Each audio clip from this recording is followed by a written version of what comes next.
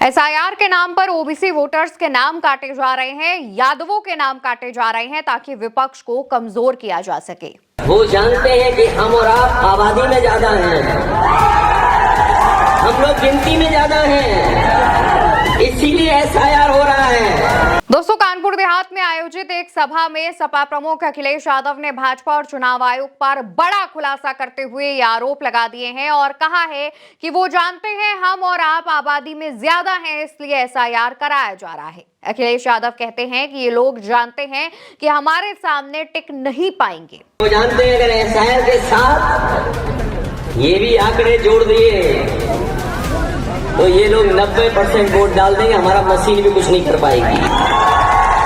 इसलिए मैं आप पीड़ित के लोगों से और तमाम वो पीड़ित, दुखी, अपमानित लोगों से निवेदन करने आया हूं कि आपको अपना 90% वोट डालना पड़ेगा। कितना परसेंट?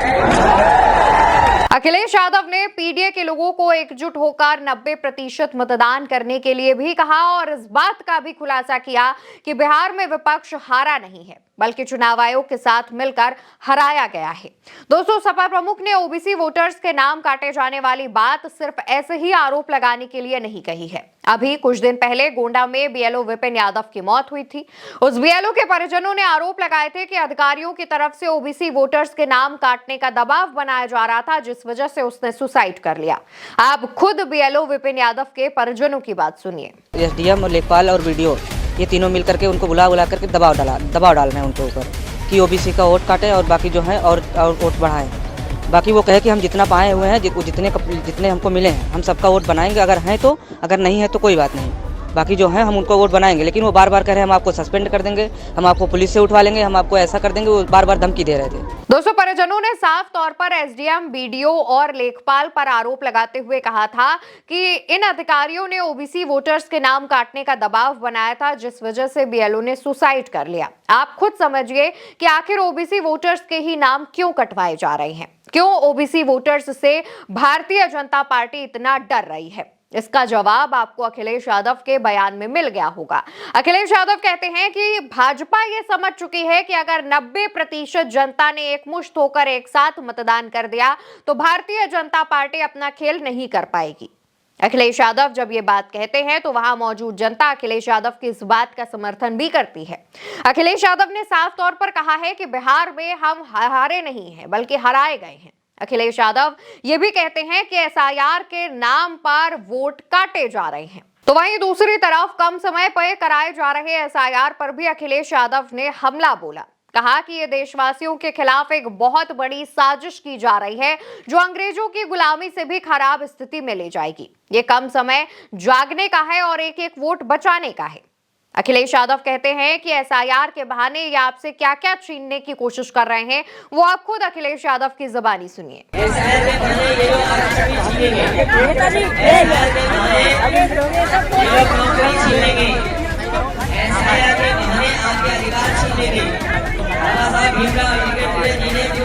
हमें अधिकार दिए हैं, उनको अधिकारों को छीनने की साजिश है।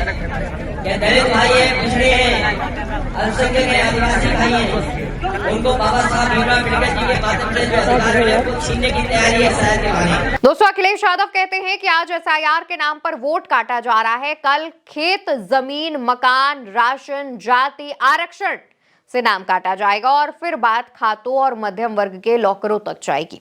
अखिलेश यादव भाजपा और चुनाव आयोग के मिलीभगत पर भी सवाल उठाते हुए कहते हैं कि भाजपा के संगी साथी और चुनाव आयोग मिलकर पूरी चुनावी व्यवस्था का अपहरण कर रहे हैं। इसी दौरान बीएलओ की मौत पर बात करते हुए सपा प्रमुख कहते हैं कि इसको लेकर हम संसद में आवाज उठाएंगे और 1 करोड़ रुपए के मुआवजे की मांग करेंगे। इससे पहले अखिलेश यादव ने मृतक बीएलओ की मौत पर पार्टी फंड से 2 लाख रुपए की सहायता देने की भी जो घोषणा है वो की थी। वहीं सपा की तरफ से चुनाव आयोग को एक शिकायती लेटर भी लिखा गया है। इस लेटर के मुताबिक कानपुर देहात के रसूलाबाद में भाजपाई मानसिकता के बीएलओ नियुक्त किए गए हैं जो विपक्ष के मतदाताओं को ना ही फॉर्म दे रहे हैं और अगर फॉर्म मिल भी जाए तो उसको जमा नहीं कर रहे हैं। इसको लेकर सपा ने चुनाव आयोग से शिकायत कर एक्शन लेने की मांग की है और साथ ही अखिलेश यादव ने यह भी आवाज उठाई है कि जिस तरीके से ओबीसी वोटर्स के नाम काटे जा रहे हैं उस पर रोक लगाई जाए। अखिलेश यादव जब ये आवाज उठाते हैं, जब ये बात कहते हैं, तो वहां मौजूद जनता भी अखिलेश यादव की इस बात का समर्थन देती है। बताते चले कि एसआईआर की शुरुआत बिहार में हुई थी, लेकिन इसके बाद यूपी में भी जब एसआईआर कराया जा रहा है तो इसकी टाइट डेडलाइन को लेकर के आवाज उठाई जा रही है। अखिलेश यादव का कहना है कि अगर आपको एसआईआर कराना है कराइए, बेशक कराइए, लेकिन उसकी समय सीमा बढ़ाई जानी चाहिए। अखिलेश यादव ने चुनाव आयोग से अपील भी की है कि आप एसआईआर कराए जाने की तिथि को 3 महीने तक बढ़ाएं ताकि यूपी का हर एक मतदाता अपने मताधिकार से वंचित ना हो और हर एक मतदाता अपना एसआईआर करवा पाए। दूसरी तरफ यह भी हो रहा है कि एसआईआर के नाम पर अधिकारी जो हैं बीएलओ पर दबाव बना रहे हैं, जिसकी वजह यह है कि तमाम बीएलओ या तो सुसाइड कर ले रहे हैं या फिर काम के दबाव के चलते वो इतने प्रेशर में चले जा रहे हैं कि उन्हें हार्ट अटैक जैसी नौबत आ रही है। इसको लेकर अखिलेश यादव आवाज उठाते हैं, 2-2 लाख रुपए की सहायता राशि देने का ऐलान करते हैं और चुनाव आयोग से 1 करोड़ रुपए का मुआवजा और किसी एक परिजन को सरकारी नौकरी देने का जो एक अपील है वो भी करते हैं। चुनाव आयोग से कहते हैं कि आप कम से कम अपने लोगों की इतनी मदद तो कर ही सकते हैं। दूसरी तरफ अखिलेश यादव ने यह साफ कर दिया है कि भारतीय जनता पार्टी इस बात को समझ चुकी है कि वो इस बार के चुनावों में जीतने वाली नहीं है। इस वजह से काफी पहले से ही उसने यूपी में जाल बिछाना शुरू कर दिया है। अखिलेश यादव कहते हैं कि भारतीय जनता पार्टी समझ चुकी है कि नंबर गेम उसके पक्ष में नहीं है, इस वजह से वो तमाम चीजें करा रही है, तमाम साजिशें, षड्यंत्र रच रही है ताकि चुनाव जीता जा सके। हालांकि अभी उत्तर प्रदेश में विधानसभा चुनावों में काफी समय है, लेकिन अखिलेश यादव जिस तरीके से मैदान में उतरे हुए हैं, लगातार भाजपा को घेर रहे हैं और आवाज उठा रहे हैं, कहा जा रहा है कि अखिलेश यादव की ये तैयारी 2027 के चुनावों में जरूर रंग लेकर आएगी।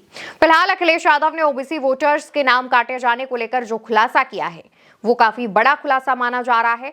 देखने वाली बात होगी कि आगे आने वाले समय में अखिलेश यादव और कौन कौन से सबूत लेकर इस तरीके के जो खुलासे हैं वो कर सकते हैं। फिलहाल के लिए इस खबर में इतना ही। खबर आप भारत एक सोच पर देख रहे हैं। चैनल को आप सब्सक्राइब कीजिएगा, वीडियो को शेयर करिएगा। नमस्कार।